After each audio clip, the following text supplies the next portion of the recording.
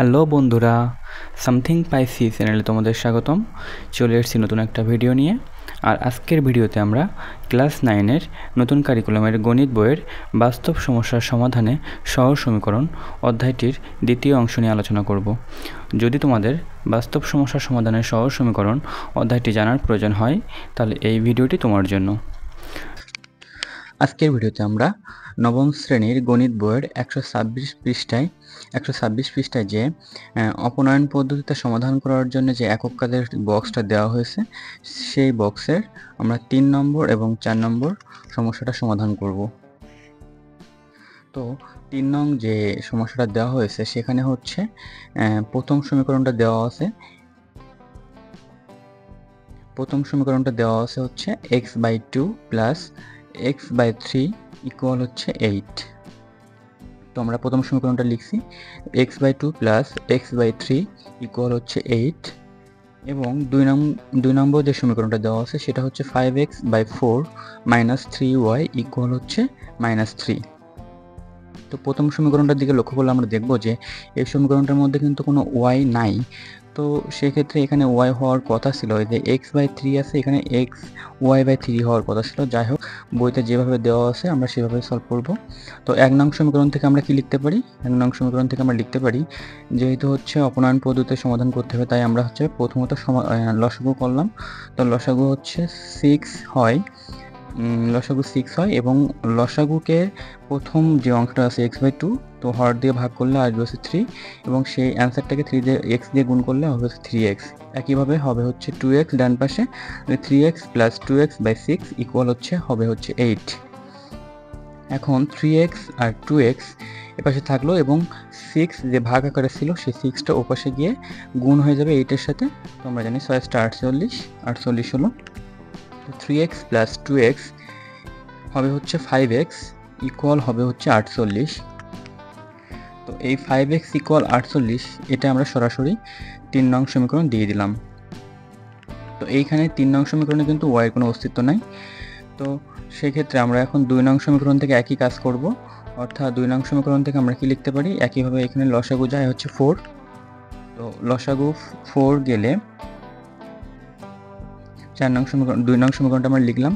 তারপরে এখানে লসাগু যায় হচ্ছে 4 লসাগু গেলে হর এবং লসাগু কেটে যাওয়ার পর 1 হয়। সেই 1কে লবের সাথে গুণ করলে হবে হচ্ছে 5x। তো 5x মাইনাস, আর যেহেতু 3y এর নিচে কোনো সংখ্যা নেই, তাহলে 1 আছে, তো লসাগুকে 1 দিয়ে ভাগ করলে 4ই হবে, এবং সেটা লবের সাথে গুণ করলে সরাসরি 12y হবে। 12y ইকুয়াল হচ্ছে ওপাশে -3 গুণ হচ্ছে 12, এই যে নিচে যে 4টা আছে সেই 4টা ওপাশে গুণ হয়ে যাবে 3 এর সাথে -3 এর সাথে, তাহলে হবে হচ্ছে -12। তাহলে এখানে হবে হচ্ছে -12। এখন এটাকে আমরা 4 নং সমীকরণ দিতে পারি। এখন এই 4 নং সমীকরণ পেলাম এবং হচ্ছে 3 নং সমীকরণ পেলাম। এখানে দুইটা কমন জিনিস আছে, সেটা হচ্ছে 5x। তো আমরা অপনয়ন পদ্ধতির প্রথম যে ধাপটা, সেই ধাপে আমরা দেখেছিলাম যে হচ্ছে যে কোনো একটা চলকের যে সহগ সেটাকে আমার সমান বানাইতে হবে। তো এখানে আমরা সেটাই করেছি। এখন হচ্ছে আমরা 4 নং সমীকরণ থেকে যদি 3 নং সমীকরণ বিয়োগ করি, তাহলে হবে হচ্ছে 4 নং সমীকরণ ছিল হচ্ছে আমার 5x মাইনাস 12y ইকুয়াল ছিল হচ্ছে 12। এখন যদি আমরা সেখান থেকে 3 নং সমীকরণ বিয়োগ করি, তাহলে 3 নং সমীকরণ ছিল 5x ইকুয়াল হচ্ছে 48। তো আমরা x এর নিচে আমরা x চলকটাই লিখলাম, এবং y হচ্ছে ফাঁকা থাকবে, যেহেতু নাই 3 নং সমীকরণে, তাই ফাঁকাই থাকবে। এখন যদি বিয়োগ করবো, যেহেতু তাহলে চিহ্ন চেঞ্জ হয়ে যাবে, তাহলে -5x হবে এবং -48 হবে। তো সেই ক্ষেত্রে হচ্ছে 5x কেটে গেল, এখানে থাকবে হচ্ছে -12y ইকুয়াল, এখানে থাকবে হচ্ছে 12 থেকে -48 প্লাস -48 থেকে +12 বাদ দিলে থাকবে হচ্ছে -36। তো y এর সাথে যে -12টা ছিল, সেই -12 ওপাশে গিয়ে ভাগ হয়ে যাবে, তাহলে y ইকুয়াল -36 কে -12 দিয়ে কাটলে থাকবে হচ্ছে 3। তাহলে y এর মান আমরা পেয়ে গেলাম হচ্ছে 3। এখন y এর মান যে 3 পেয়েছি, এই y এর মানটা আমরা যে কোনো একটা সমীকরণে বসাই যদি, তো 4 নং সমীকরণে বসাইলে হচ্ছে আমরা x এর মান পেয়ে যাব।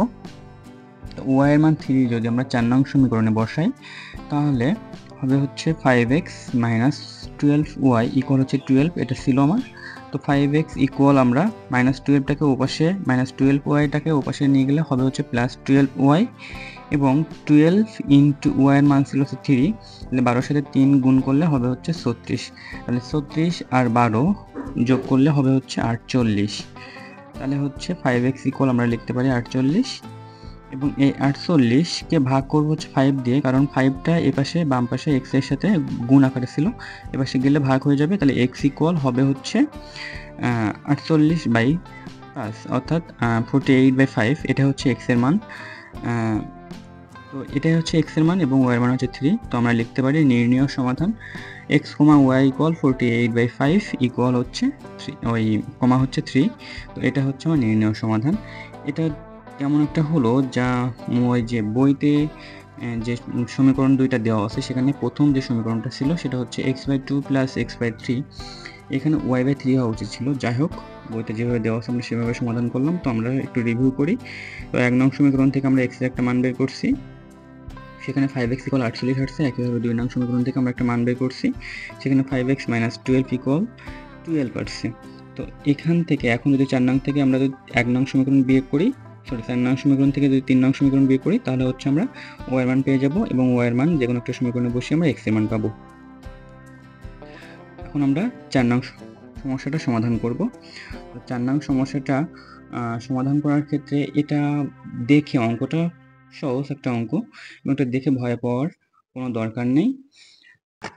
তো এই সমস্যাটার ক্ষেত্রে যে দুইটি সমীকরণ দেওয়া আছে, সেই সমীকরণ দুটি হচ্ছে এমন যে x + by = c, এবং হচ্ছে a² x + b² y equal হচ্ছে c²। তো প্রথমটাকে প্রথম সমীকরণ এবং দ্বিতীয়টাকে আমরা দ্বিতীয় সমীকরণ দিলাম। দেওয়ার পর আমরা একটু যদি খেয়াল করি তাহলে দেখব যে 2 নম্বর সমীকরণে আছে হচ্ছে আমার b² y, এবং 1 নং সমীকরণে আছে হচ্ছে by। তো যদি আমরা 1 নং সমীকরণকে b দ্বারা গুণ করি তাহলে সেখানেও b² হয়ে যাবে। তো সেই ক্ষেত্রে আমরা অপনয়ন পদ্ধতিতে যে কাটাকাটি করতে হয়, অর্থাৎ একটা চলককে বাদ দেওয়ার জন্য যে আমার গুণ করতে হয় সবাইকে, সেটা আমাদের হয়ে যাবে। তো তার জন্য আমরা 1 নং সমীকরণকে b দ্বারা গুণ করলাম, এবং 1 নং সমীকরণকে b দ্বারা গুণ করলে আমরা পাবো হচ্ছে, b দ্বারা যদি প্রথমটাকে গুণ করি তাহলে a(x) হবে, তারপরে b² হবে b দ্বারা গুণ করার পরে, তারপরে ইকুয়ালের ডান পাশে হবে হচ্ছে bc। তো এটাকে আমরা 3 নং সমীকরণ দিতে পারি। এখন যদি আমরা 3 নং সমীকরণ থেকে যদি 2 নং সমীকরণ বিয়োগ করি তাহলে হচ্ছে কি হবে, চলো দেখি। 3 নং সমীকরণ ছিল হচ্ছে আমার abx + b² ইকুয়াল হচ্ছে bc, এবং বিয়োগ করব হচ্ছে 2 নং সমীকরণ। 2 নং সমীকরণ ছিল হচ্ছে a² x + b² ইকুয়াল হচ্ছে c²। তো বিয়োগ করলে সবার চিহ্ন চেঞ্জ হয়ে যাবে। চেঞ্জ হয়ে যাওয়ার পরে b² + b² এবং -b² কেটে যাবে। কেটে যাওয়ার পর থাকবে হচ্ছে আমার abx, উপরে থাকবে হচ্ছে abx এবং নিচে থাকবে হচ্ছে -a²x ইকুয়াল, সমানের ডান পাশে থাকবে হচ্ছে উপরে bc, মাইনাস হচ্ছে নিচে c²। তো এই যে বাম পাশে যে abx - a²x, এখান থেকে আমার ax কমন যায়, কমন গেলে থাকবে হচ্ছে b - a, এবং এই b - এটা ax এর সাথে গুণ আকারে আছে, এবং ডান পাশে হচ্ছে একইভাবে c কমন যায়, c কমন গেলে থাকবে হচ্ছে b - c। তো এখন যদি আমরা x এর সাথে যে b - a গুণ আকারে আছে ওটা যদি ও পাশে চলে যায় তাহলে ভাগ হয়ে যাবে, তাহলে উপরে ওই ডান পাশে যে c × b - c ছিল ওর নিচে গিয়ে ভাগ আকারে বসলো b - a, এবং x এর সাথে যে এটা গুণ আকারে ছিল সেটাও একইভাবে পাশে গিয়ে ভাগ আকারে বসলো, তাহলে x এর আমরা একটা মান পেলাম, সেটা হচ্ছে c × b - c বাই হচ্ছে a × b - a। এখন x এর যে মানটা আমরা পেয়েছি, x এর এই মানটা আমরা 1 নং সমীকরণ যেটা আছে সেখানে বসাবো। 1 নং সমীকরণে যেখানে x আছে সেখানে রিপ্লেস করব। তো সেখানে রিপ্লেস করলে আমরা y এর মানটা পেয়ে যাব। এই যে x এর যে মানটা পেলাম এটাই কিন্তু x এর, এই সমীকরণের ক্ষেত্রে x এর মান। এবং 1 নং সমীকরণ ছিল ax + by = c, সেখানে হচ্ছে আমরা x এর ওখানে a এর মানটা রিপ্লেস করব। তো 1 নং সমীকরণে x এর ওখানে হচ্ছে এর মানটা x এর মানটা রিপ্লেস করার পরে এরকম আসবে। তো এখানে হচ্ছে আমরা দেখব যে x এর যে মান ছিল সেখানে নিচে একটা a ছিল এবং সমীকরণের উপরে একটা a গুণ আকারে ছিল। তো এই এটা এবং উপরের a গুণ আকারে ছিল, গুণ আকারে ছিল, তো কেটে যাবে। কেটে যাওয়ার পর উপরে থাকবে হচ্ছে c × b - c, এবং নিচে থাকবে হচ্ছে b - a + by ইকুয়াল হচ্ছে c, যেটা সমীকরণে যেভাবে ছিল সেভাবে আমরা লিখলাম। এখন এই যে প্লাস বি ওয়াই এবং এর বাম পাশে যে মানটা, সেই মানটা সম্পূর্ণভাবে আমরা দেখব হচ্ছে ধ্রুবক একটা মান। তো এই মানটাকে ধরে প্লাস আকারে ছিল সমান সমানের ওপাশে পাঠিয়ে দিব, দিলে হচ্ছে মাইনাস হয়ে যাবে। তাহলে থাকবে হচ্ছে আমার বি ওয়াই ইকুয়াল, আমরা লিখতে পারি ওপাশে ছিল সি, আর এই যে মানটা C into B minus C by B minus A, এই মানটা প্লাস আকারে ছিল, ওপাশে গিয়ে আমরা মাইনাস করে দিয়েছি। তো সেক্ষেত্রে উপরে ওপাশে যদি আমরা এখন যদি লসাগু করি, তাহলে লসাগু যাবে হচ্ছে বি মাইনাস এ, এবং এই বি মাইনাস এটা যেহেতু সি এর নিচে কোনো হর নাই, তো হর হচ্ছে সরাসরি 1 আছে, তো সরাসরি মানে কোনো হর না থাকার কারণে বি মাইনাসে সরাসরি সি এর সাথে গুণ হবে।